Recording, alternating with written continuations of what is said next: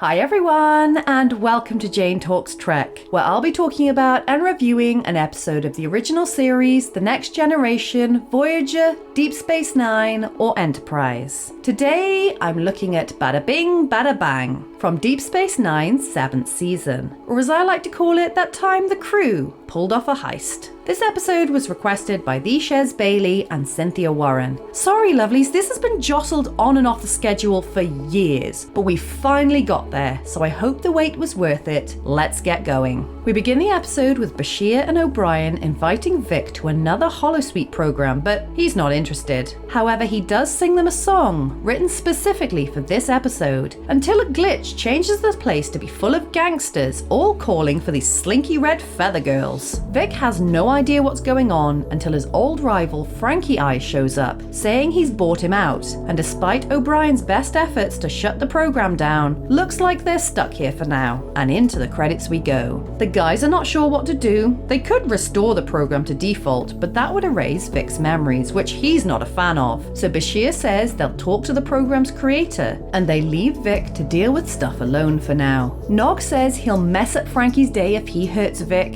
whereas Worf doesn't understand why everyone is defending an artificial being.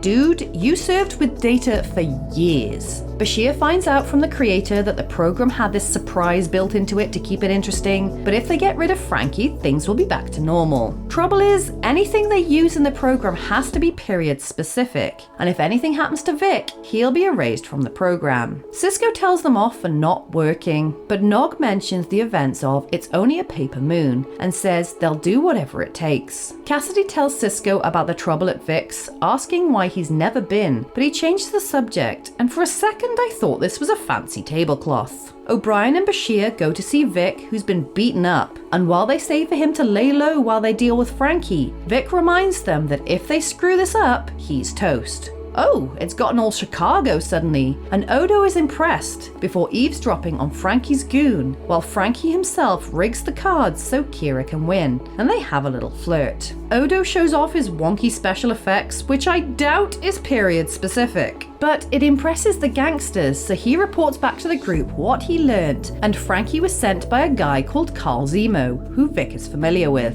Kira says Zemo is coming to Vegas in a couple of days for his cut, so to get rid of Frankie, the group decides to go all Ocean's 11 and rob the place. What could possibly go wrong? Vic says they're all crazy, but no one cares because this is more fun, and I'm confused as to why they can't just shut off the program and remove Frankie altogether. Kira gets to hang out with the money and Frankie, while Cassidy chats up the security guard, and Odo takes Ezri to see Cheech to get her a job. Vic goes to Frankie and with Kira's help, gets in his good graces, and Sisko is mad that Cassidy and his senior staff are getting involved with this nonsense. And when she presses him, he says that Vic's program is historically a time and place where black people were not welcome. But Cassidy argues that the program itself isn't accurate and is safe. Going to Vic's isn't going to make us forget who we are or where we came from. What it does is reminds us that we are no longer bound by any limitations, except the ones we impose on ourselves.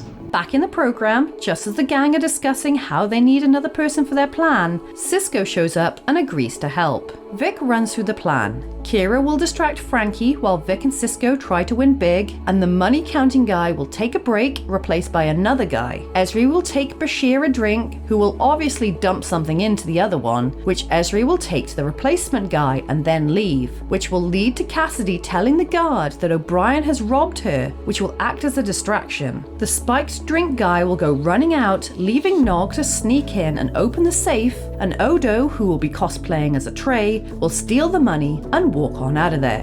Why do I get the feeling it's not going to be that simple? And Sisko agrees. They spend the next day practicing their parts. Wait, are Kira and Odo a thing? Anyway, let's have a slow motion hero walk and get on with the plan. Kira goes to flirt with Frankie while everyone else gambles, and the counting guy goes for a break, but Ezri bumps into someone, dropping the drinks, so Bashir yoinks someone else's. But when Ezri goes to deliver it, the replacement guy has been replaced by someone who doesn't want the drink, so Ezri tricks him into drinking it anyway. Cassidy and O'Brien's distraction works, and when the counting guy rushes out, Nog rushes in, but the safe has a different lock to the one he's been practicing on. and Vic notices they're running behind, right as Zemo shows up a day early. Kira tries to distract him but fails. However, Bashir is more successful, sending the counter guy on a wild goose chase. And after Vic spots Zemo, he goes and hits on his girlfriend. And then Sisko throws money around, sending everyone into a frenzy. Nog finally gets the safe open, so they load up the money and get the hell out of there, leaving Frankie at a loss for words when he finds the safe empty and he's led away, which changes the program back to normal. Vic thanks everyone for their help,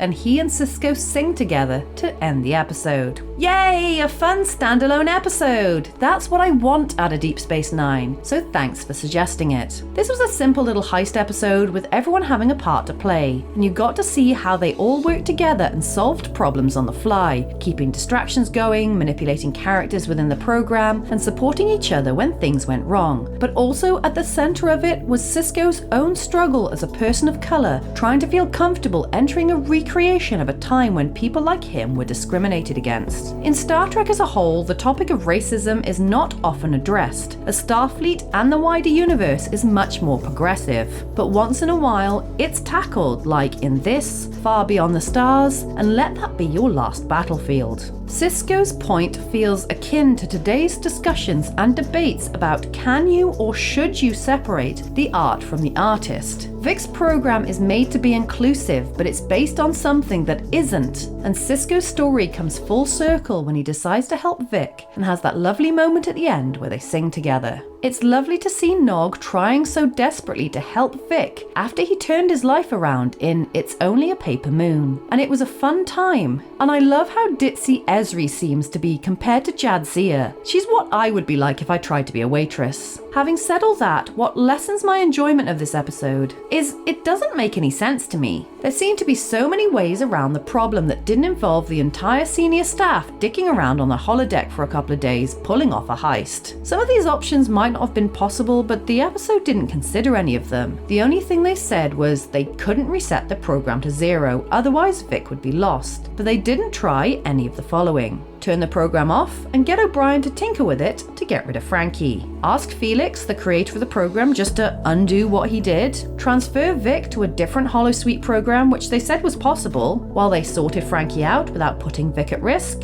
Or cut the power to the holosuite until they could figure out a plan. But as well as all that, there seems to be a potential plot hole revolving around the rules of the program itself. They said that everything had to be period accurate. The example they gave was if they were to shoot Frankie, it would have to be with a gun from the time and not a phaser. But Nog, Odo, Esri, and Kira are all not period accurate. They're aliens. Odo even showed off his shapeshifting to the holosuite characters. So if they could get away with that, why couldn't they have used other things to help them in their mission? But then again, it wouldn't have made for such a fun episode. So as enjoyable as the story is, you do need to switch off your brain in order to ignore the logic gaps and plot holes aplenty. So there you have it. That was Bada Bing Bada Bang. If there's an episode of Star Trek you'd like me to cover, pop it down in the comments below or come say hi on social media. If you enjoyed this video, then please hit that like button, it really does mean a lot, or consider subscribing if you want to be assimilated into my channel. Alternatively, feel free to check out my other YouTube channels. Thank you so much for watching, I'll speak to you soon,